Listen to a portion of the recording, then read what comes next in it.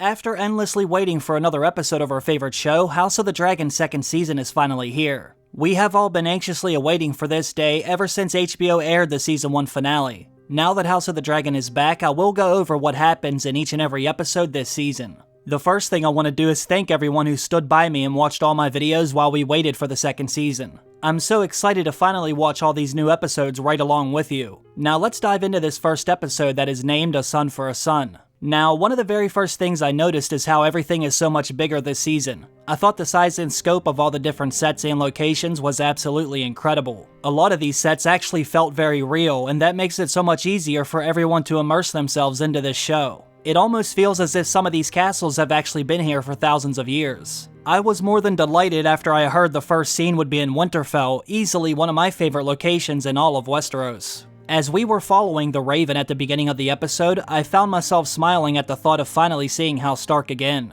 As we got our first look at the layout of Winterfell, we see and hear Lord Stark holding a ceremony for the men who will be joining the Night's Watch. As you all know, the Night's Watch is as old as Winterfell itself, dating all the way back to the Age of Heroes when the first long night fell over Westeros. Members of House Stark have been entering the Night's Watch for thousands of years, and now we're finally seeing how this was done, roughly 170 years before the events in Game of Thrones. I actually love the addition of this ceremony where the men gather around and draw stones from the sack. Unfortunately, whoever drew the black stone has to go join the Black Brothers of the Night's Watch. The significance of this has been lost over the years, however, the Starks of old remember. If you have seen any of my older videos about this, then you would know I always believed Winterfell was founded immediately after the Great War against the White Walkers. I believe this is where Winter fell during the Long Night, and after they lost, the White Walkers were forced back into the Frozen Lands. The Giant Wall was then raised after this, and the Night's Watch was founded. Now Winterfell stands as a first line of defense should the White Walkers ever invade Westeros again.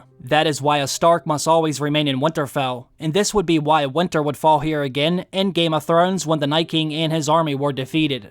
Winter is coming is not only the words of House Stark, but also a reminder of what happened here thousands of years ago during the Long Night. In fact, House Stark's Valyrian steel sword is a reminder as well. As you all know, their Valyrian steel sword is named Ice. We saw it during the first episode of Game of Thrones when Ned Stark beheaded the man from the Night's Watch, as well as this first episode when it's shown right over Cregan Stark's shoulder. Now, the Valyrian steel sword itself is only 400 or 500 years old, however, the name Ice is much older than that. In the first novel of Game of Thrones, Lady Catelyn said, "The Starks have been naming their swords Ice for thousands of years, a legacy from the Age of Heroes." Once again, I believe this is directly connected to the Starks' relationship with the White Walkers. I think they named their first sword Ice all those years ago because it was sort of a magical weapon that ended the Long Night. It's either that, or they grabbed one of the weapons from the White Walkers after they defeated them, taking it back to Winterfell as a symbol of their victory. That would actually make more sense because we know the White Walkers' weapons are made from ice.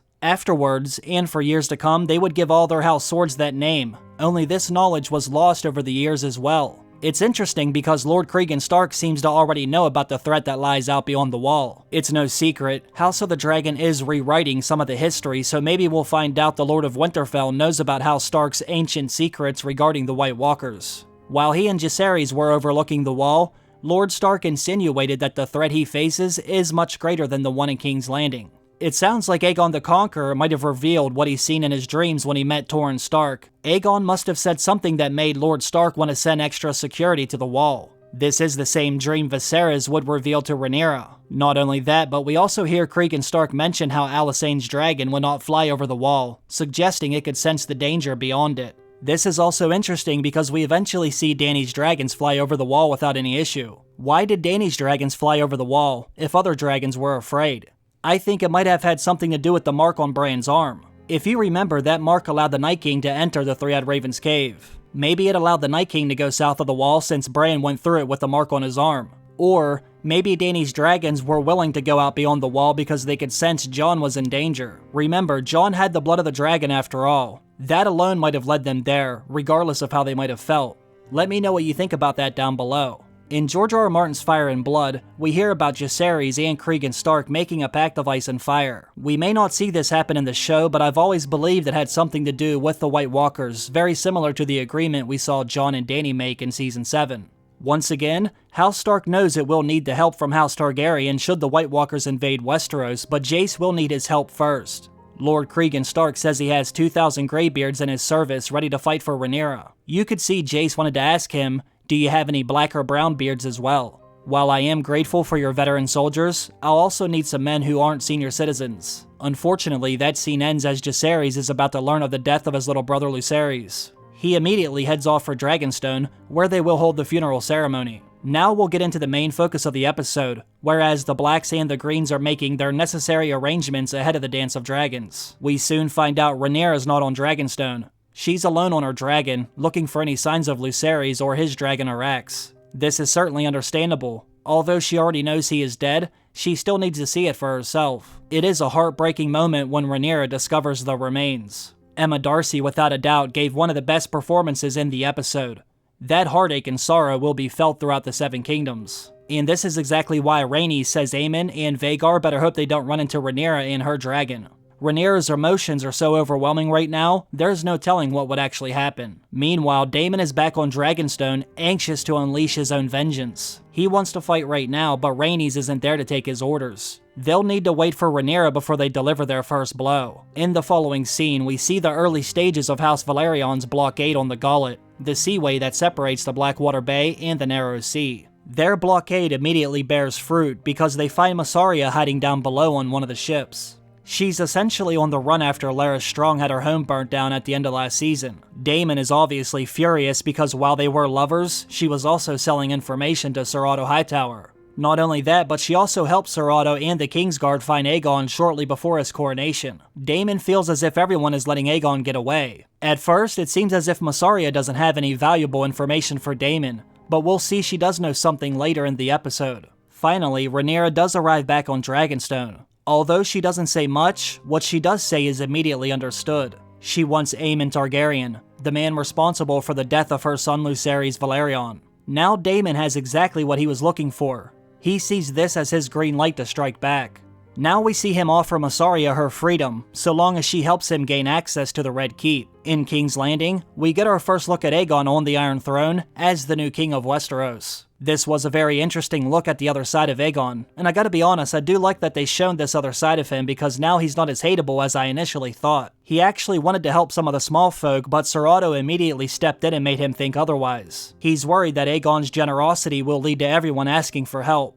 I couldn't help but think maybe there's a better way for Aegon and Ser Otto to discuss the issues at hand. If it were me and I was Aegon, I would have everyone submit their petitions first, maybe into a little box, that way we can discuss them behind the scenes. Then, in the following day, I would address everyone. That way Otto's not seen as the one who's actually telling me what to do. You see, Ser Otto said whenever the king says something, everyone hears it. Well, you know what everyone else hears also? Every time the king made a decision, the hand stepped in and made him change it.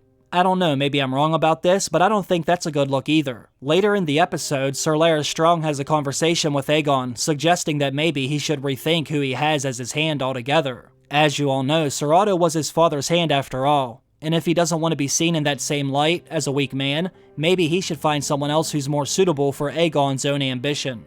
In the same way that Daemon wants to act fast, Aemon doesn't want to be sitting around and waiting either.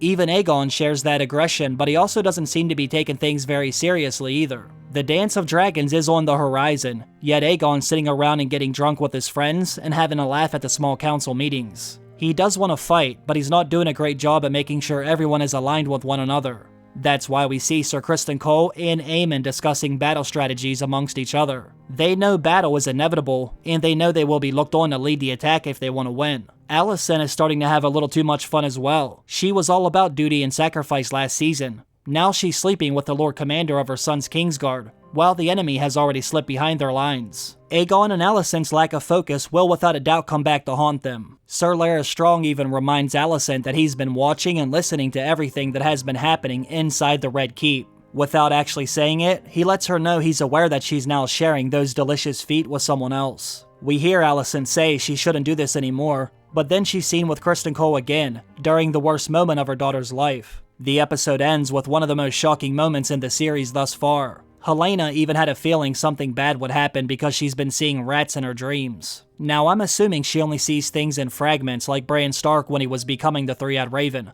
Otherwise, you would think she would say something if she knew exactly what would happen. While she doesn't fully understand what she sees, she is wise enough to know it's foreshadowing something awful. Now that Daemon has Myssaria's information, he slips into the shadows of King's Landing. Since he was once the commander of the City Watch, he finds someone who not only hates the Hightowers, but also still has love for him. Now he's able to get an escort through the city, under the guise that he's some random man about to be thrown into a cell. Now, we don't know this man's name. All we know is he's a sergeant in the City Watch who goes by the name of Blood. And this leads us to Cheese, one of the rat catchers from the Red Keep. After working inside for many years, he now knows a lot of the secret ways Maegor had built into the castle. We know Daemon was initially looking for Aemon Targaryen, but Cheese asked him what they should do if they're not able to find him. Although they don't show what Daemon said, we later hear Blood say he wanted a son for a son. Therefore, Daemon might have said find another son if Aemon's not there. So, the men slip into the castle unseen by any guard.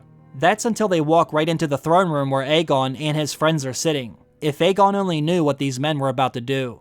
He might not have the best relationship with Helaena, but I imagine he will regret not being upstairs by his son's side when he's gonna need his father the most. Now, if you saw my last video, then you know this scene was done very differently from how it was written in Fire and Blood. In Fire and Blood, they go into Alicent's bedroom and gag her while they wait for Helaena and the children to arrive, as it was custom for them to say goodnight to their grandmother every evening. In House of the Dragon's version, Alicent is off having sex with Sir Criston Cole. Not only that, but Aegon and Helena's youngest son Maelor isn't there either. In Fire and Blood, the children were awake to see their mother choose Maelor was the son who had to die. In House of the Dragon, Jaehaerys and Jaehaera are sleeping while it happened, so neither of them know what was said beforehand. While this does soften the scene, you can argue that what actually happens to Jaehaerys is far worse. In the novel, it's said that he was beheaded with a single strike. That's not what happens in the episode. Although we don't see exactly what happens, it's obvious they are having to saw off his head with their small blade. Now, I fully understood and accepted why Rhaenyra wanted Aemon dead.